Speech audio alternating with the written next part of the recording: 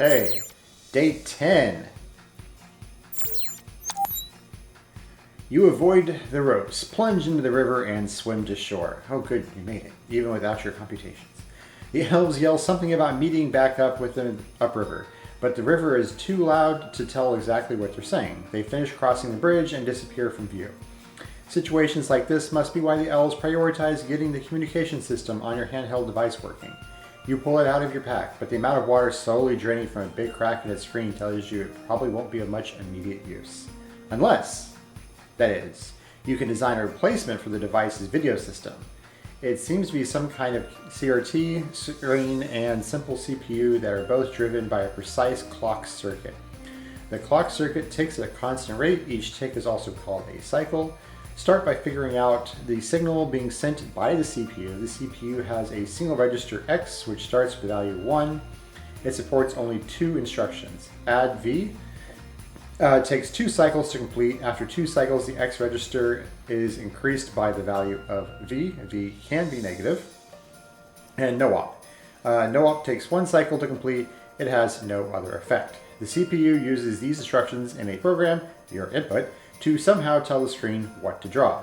Considering the following small program. No op, add x3, add x minus 5. Execution of this program as follows. First cycle, no op, 4. After the 5th cycle, the add x minus 5 instruction finishes execution, setting x to -1. Maybe you can learn something by looking at the value of the X register throughout the execution. For now, consider the signal strength, the cycle number multiplied by the value of the X register. During the 20th cycle and every 40 cycles after that, that is during the 20th, 60th, 100th, 140th, 180th, etc. Okay. For example, consider this larger program. Add x, blah, blah, blah, blah, blah. Okay, I'm not reading all of that. Okay, the interesting signal strengths can be determined as follows. During the 20th cycle, register X has the value of 21. So the signal strength is 20 times 21 equals 420. The 20th cycle occurs in the middle of the second. Add X minus 1. So the value of the register X is the starting value, 1 plus all the other add X values up to that point, blah, blah, blah. Okay. During the 60th cycle, register X is the value 19. So it's 60 times 19, 100 times, okay, blah, blah, blah. The sum of these signal strengths is 13,140. Find the signal strength during the 20th, 60th, 100th, 140th, 180th, and 220th cycles. What is the sum of these 6 signal strengths? Okay. So let's grab that and our test input. We could map everything in the input, or we could run through everything in the input and then output that into a map or an array or something like that. And then we could just pick up the cycles from there. Which may be a little bit more flexible for part 2, depending on what part 2 ends up being. So if that's the case, then basically, let me grab our test input too, or actual input. Okay. So if that's the case, then we're going to want an array of cycles.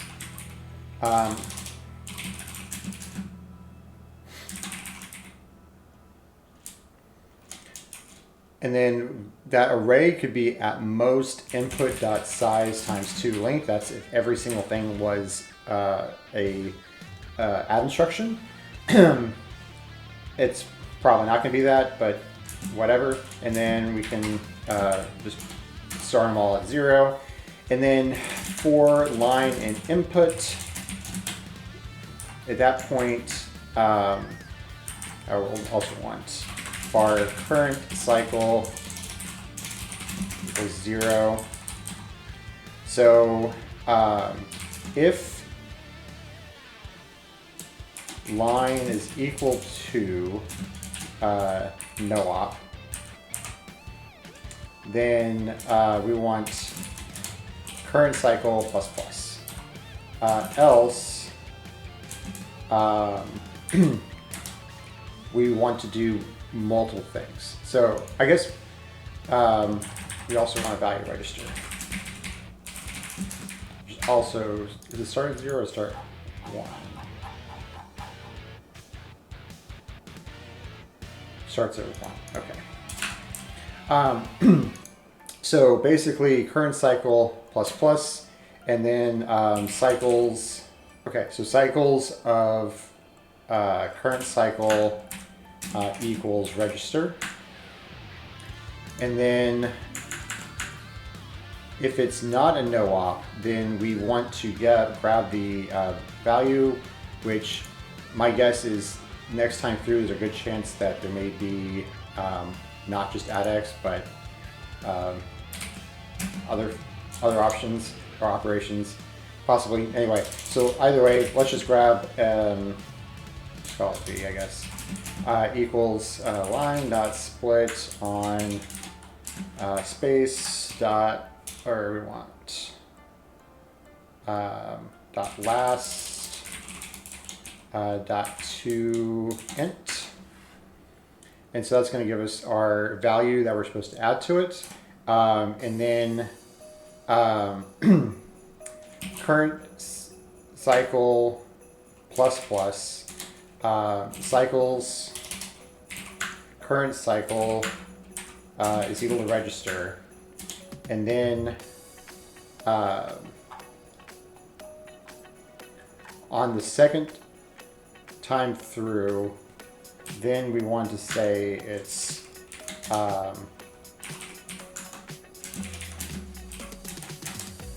we add it in, and then we can save it again, which is probably not the most efficient way to do this, but that will save it twice basically. So once with the old value, once with the new value, and still increment cycle both times. And then we then only care about returning the sum of the 20th, 60th, 100th, 140th, 180th, 220th cycles. So return 20 times cycles 20, and then finally 220 times cycles of 220.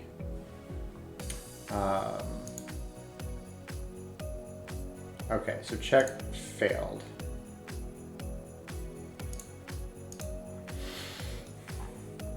Okay, so yeah, I think we want 19, 59, 99, 139, 179. Actually, this would be a lot easier just to start with cycle 1. Okay. Check failed. How is that 10548? Let me check my stuff here. 20 times cycle 20. 60 times, oh, hang on. That would be the problem right there. That's really dumb. Okay. That's an annoying waste of several minutes. That's the right answer. Okay. It seems like the X register controls the horizontal position of a sprite. Specifically, the sprite is 3 pixels wide, and the X register sets the horizontal position in the middle of that sprite. In this system, there is no such thing as a vertical position. If the sprite's horizontal position puts its pixel where the CRT is currently drawing, then those pixels will be drawn. You count the pixels on the CRT, 40 wide and 6 high. The CRT screen draws the top row of pixels left to right, and then the row below that, and so on. The leftmost pixel in each row is in the position 0, and the rightmost pixel in each row is in position 39. Like the CPU, the CRT is tied closely to the clock circuit. The CRT draws a single pixel during each cycle, representing each pixel of the screen as a hash. Here are the cycles during which the first and last pixel of each row are drawn. cycle 1, cycle 40, 41, okay. So by carefully timing the CPU instructions and the CRT drawing operations, you should be able to determine whether the sprite is visible the instant each pixel is drawn. If the sprite is positioned such that one of its 3 pixels is the pixel currently being drawn, the screen produces a lit pixel hash. Otherwise, the screen leaves the pixel dark, period. The first few pixels from the larger example above are drawn as follows. Sprite position, pound, pound, pound, bunch, nothing. There's a lot of them. Okay. Allowing the program to run to completion causes CRT to produce the following image. Render the image given by your program. What 8 capital letters appear on your CRT? That's a different way to do an input. Okay. Interesting. So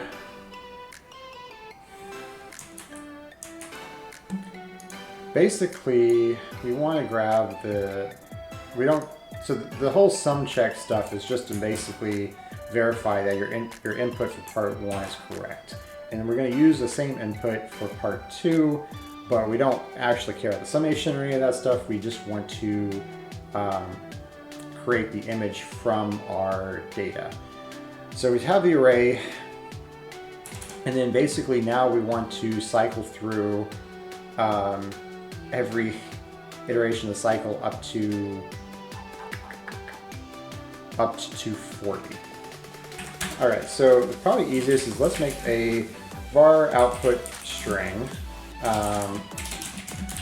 and then we can just keep adding to it, and then on the 40s we'll go down to the next line. That's fine. All right, we'll just actually change the current starting cycle back to 0. Easy enough. Okay. For I in 0 until 240. All right, let's just do an outer loop. It'll be easier. Okay, for I in 0 until 6. For j in 0 until 40. If cycles of I times 40, so on the first one will be 0, plus j. So that means the first loop through will be 0 all the way up until 39, is less. Let's go ahead and just stick that in a spot. So, and we care about our current screen position, which is the j value. So if j is, or actually we can just, let's just use some Kotlin, is in j minus 1 dot dot j plus 1. So what this is going to do, we're going to make a range of j minus 1, j plus 1. And if spot is in that range, then output plus equals a hash. And then if it's not, output plus equals a dot. And then it's probably going to tell me to do that as, yeah, lift it out. Okay. And then for after each line, we just want to output plus equals /n, and then and we actually don't even want to return anything. So return 0, and we're going to print line output.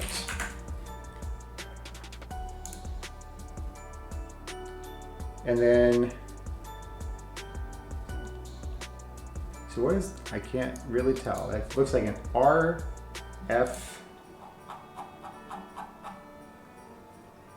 Okay, so RF ZEK.